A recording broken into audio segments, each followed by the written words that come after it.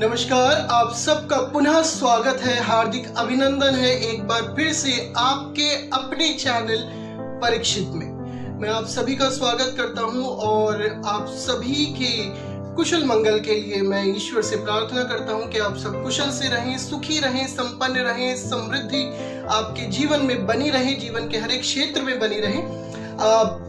आज के वीडियो को शुरू करने से पहले मैं आप सभी से रिक्वेस्ट करूंगा कि प्लीज अगर आपने अब तक ये YouTube चैनल सब्सक्राइब नहीं किया है, आप प्लीज इस YouTube चैनल को जल्द से जल्द सब्सक्राइब करें, बेल आइकन जरूर प्रेस करें जिससे कि आपको नोटिफिकेशंस भी मिलती रहें और उसी के साथ वीडियो को आप पूरा देखें। आपको अच्छी लगती है तो आप शेयर करें आपके प्रियजनों के साथ में, जिससे कि वो भी ईश्वर की आशीषों को अपने जीवन में प्राप्त कर सके। तो आइए आज की इस वीडियो को शुरू करते हैं और आज के इस वीडियो को शुरू करते हैं भगवान श्री गणेश का नाम लेकर। आप सभी जानते हैं कि संपूर्ण भारतवर्ष में गणेश उत्सव मनाया जा रहा है।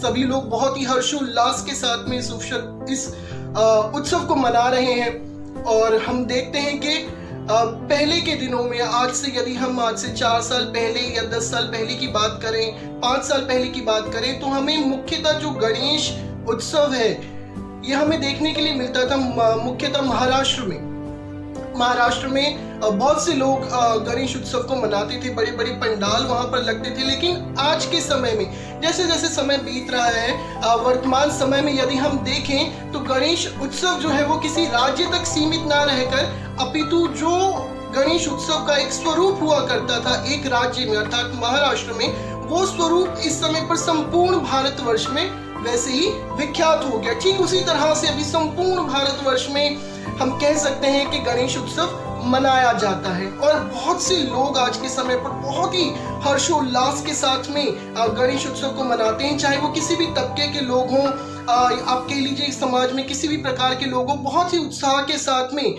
वो लोग इस उत्सव को मनाते हैं। तो आज हम बात करेंगे कि हम गणेश उत्सव क्यों मनाते हैं, उसके पीछे की कथा क्या है।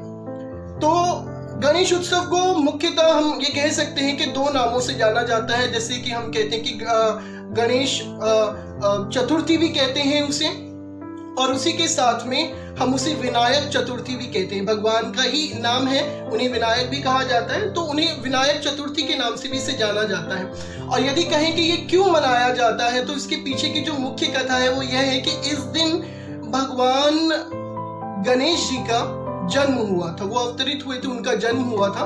तो उसी के उपलक्ष्य में ये गणेश चतुर्थी मनाई जाती है। और ये कब मनाई जाती है, कौन से मास में मनाई जाती है, यदि हम इसकी बात करें तो ये जो हिंदू कैलेंडर जो होता है उसके मुताबिक, उसके अनुसार ये भादो मास के शुक्ल पक्ष की चतुर्थी को प्रारंभ किया जाता है ये उत्सव मनाना। जो मुख्य इसका जो उत्सव को शुरू करने का जो दिन रहता है वह होता है भादो मास का शुक्ल पक्ष और उसकी चतुर्थी। और चतुर्थी से लेकर ये आगामी 10 दिनों तक गणेश उत्सव मनाया जाता है।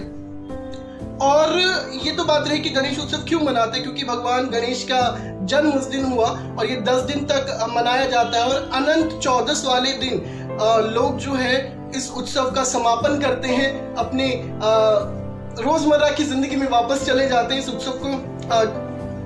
उत्सव का लाभ उठाने के बाद में। लेकिन इस उत्सव के दौरान बहुत से लोग क्या करते हैं कि अपने घर पर गणेश जी की प्रतिमा जो है उसे विराजमान करते हैं। तो बहुत से लोग क्या करते हैं कि 1.5 दिन के लिए गणपति अपने घर में रखते हैं, कुछ लोग 3 दिन के लिए, 5 दिन के लिए, और बहुत से लोग 10 दिन के लिए गणपति रखते हैं। और अनंत चौदस के दिन किसी नदी या तालाब में गणेश जी की प्रतिमा का विसर्जन किया जाता है। इस पूरे 10 दिन बहुत ही भाव भक्ति के साथ में भगवान गणेश की पूजा अर्चना की जाती है। वो प्रथम पूज्य हैं, समस्त रुकावटों का, बाधाओं का नाश करने वाले हैं। तो उनकी कृपा प्राप्त करने के लिए इस प्रकार से गणेश उत्सव को मनाया जाता है। और जो ये मूर्ति रखने का जो हम कह सकते हैं कि एक ट्रेंड कह लीजिए या आप कह लीजिए कि प्रतिमा रखकर अपनी भक्ति को व्यक्त करने का एक माध्यम या एक प्रकार जो प्रारंभ हुआ था सन 1893 में। यह 1893 में जिस समय पर भारत आजाद नहीं हुआ था और ब्रिटिश भारत पर राज्य करते थे, उस समय पर जब क्रांति की चिंगारी भारत में लग चुकी थी तो क्या हुआ कि ब्रिटिशर्स ने उस समय पर समूचे भारतवर्ष में जितनी भी राजनीतिक रैलियां होती थी, जितनी भी संगठन होते थे, उन सभी को उन्होंने प्रतिबंधित कर दिया। उन्होंने सोशल गैदरिंग पर उन्होंने बैन लगा दिया कि कोई इकट्ठा नहीं होगा, कोई गैदरिंग नहीं होगी। तो उस समय पर जो स्वतंत्रता हम कह लीजिए संग्राम के लिए अपने जान को न्यौछावर करने के लिए भी तत्पर रहने वाले क्रांतिकारी थे बाल गंगाधर तिलक जी। जी हाँ, बाल गंगाधर तिलक। उन्होंने 1893 में 1893 में गणेश उत्सव इस तरह से मनाना शुरू किया जो हम आज वास्तव में मना रहे होते हैं। पहले यह स्वरूप नहीं था इस उत्सव का।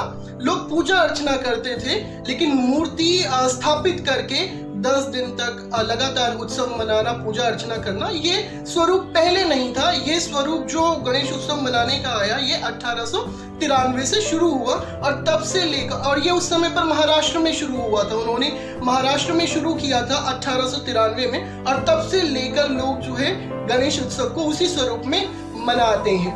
और गणेश भगवान के जीवन की, उनकी यदि हम कहें कि उनके अवतार की यदि हम कथा, तो हम सभी जानते हैं कि माता पार्वती के लाडले हैं। माता पार्वती ने स्वयं उनकी संरचना करी है, और वो कथा भी हम सब जानते हैं कि किस प्रकार से भगवान गणेश जी प्रथम पूज्य बने, कैसे वे गजानन बने, कैसे हम उन्हें वक्रतुंड कहते हैं, कैसे वो लंबोदर हो गए, वो सारी कथाएं हम जानते हैं। लेकिन संक्षेप में मैं यही कहूंगा कि माता पार्वती ने एक बार कैलाश पर जब वो थी, तो उनको लगा कि यहाँ पर जितनी भी सेवक सेविकाएं हैं, वही सब तो भगवान शिव के हैं।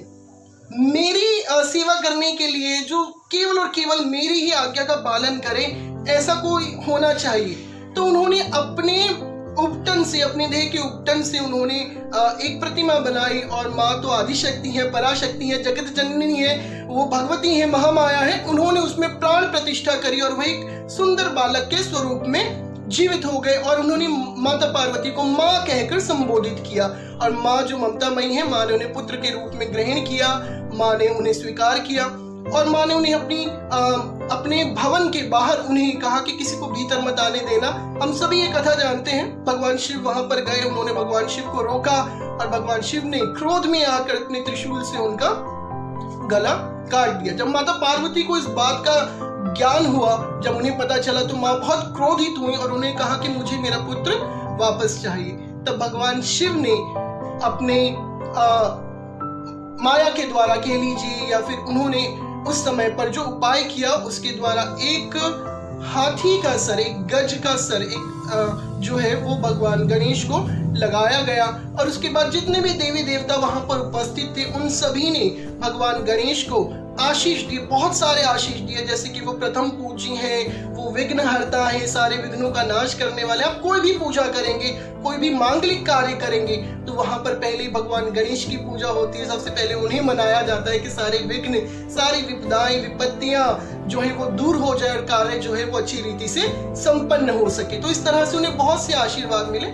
तो ये गणेश चतुर्थी इस प्रकार से मनाते हैं। इसके पीछे की एक और कथा है, वह कथा मैं आपको अगली वीडियो में बताऊंगा, या मैं आपको बता ही देता हूँ। उस कथा में क्या होता है कि चंद्रदेव जो होते हैं, चंद्रदेव को अपनी सुंदरता पर बहुत भान होता है, बहुत ही अभिमान होता है, और वो अपने आप को सोचते हैं कि मैं बहुत ही सुंदर हूँ, मेरे जैसा सुंदर कोई भी नहीं है। तो एक बार उन्होंने देखा कैलाश पर भगवान गणेश को कि वे गजानन है, उनका जो मुख है, जो चेहरा है, वो गज के समान है, गज का ही है।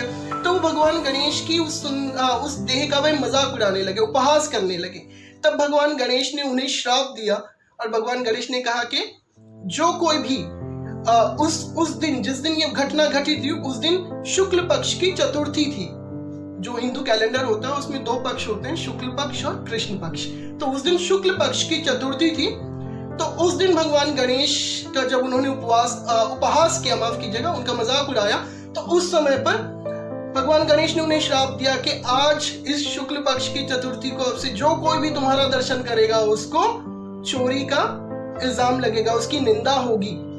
और तब से जो भी चतुर्थी के दिन चंद्र दर्शन करता है, उस पर चोरी का दोष जो है या कुछ मिथ्या आरोप जो है वो लगता है, क्योंकि भगवान ने उनको उस समय पर श्राप दिया था। लेकिन जैसे उन्हें श्राप मिला, भगवान चंद्रदेव ने भगवान श्री गणेश से माफी मांगी, उन्हें क्षमा किया, और हमारे विघ्नहर्ता श्री गणेश ने उन्हें क्षमा किया और उनको यह आशीर्वाद दिया कि जो कोई भी मनुष्य भादो मास की चतुर्थी को, यानी जिस दिन भगवान का जन्म होता है, भादो मास की शुक्ल पक्ष की चतुर्थी को तुम्हारा दर्शन करेगा, वह सारे अपयशों से, सारे मिथ्या आरोपों से, दोषों से, निंदा से उसे छुटकारा मिलेगा। और बहुत से लोग हैं जो आप आज देखते हैं कि वे शुक्ल पक्ष की चतुर्थी को व्रत भी करते हैं, जिससे कि इस प्रकार के मिथ्या आरोपों से, दोषों से वो बच सके। तो मित्रों, ये आज की वीडियो, जैसा कि मैंने कहा था कि भगवान गणेश से संबंधित है, तो मैं उन्हीं से प्रार्थना करूंगा कि भगवान गणेश का आशीर्वाद आप सभी के व्यक्तिगत जीवन में, आप सभी के पारिवारिक जीवन में, आप सभी के सामाजिक जीवन में, आप जहां पर कार्य करते हैं, आपके उस कार्य के क्षेत्र में भी भगवान गणेश का आशीर्वाद बना रहे। भगवान गजानन आपके सारे कष्टों को दूर करे, सारे विघ्नों को दूर करे, आपके जीवन में समृद्धि, संपन्नता, शांति बनी रहे। इसी प्रार्थना के साथ आप सभी को जय श्री कृष्ण और महामाई की कृपा आप सब पर बनी रहे। माँ आप सभी को आशीषित करें। माँ भक्तवत्सला है, आपकी सभी मुरादों को पूरी करें, मेरी यही प्रार्थना है। आप सभी को जय श्री कृष्ण।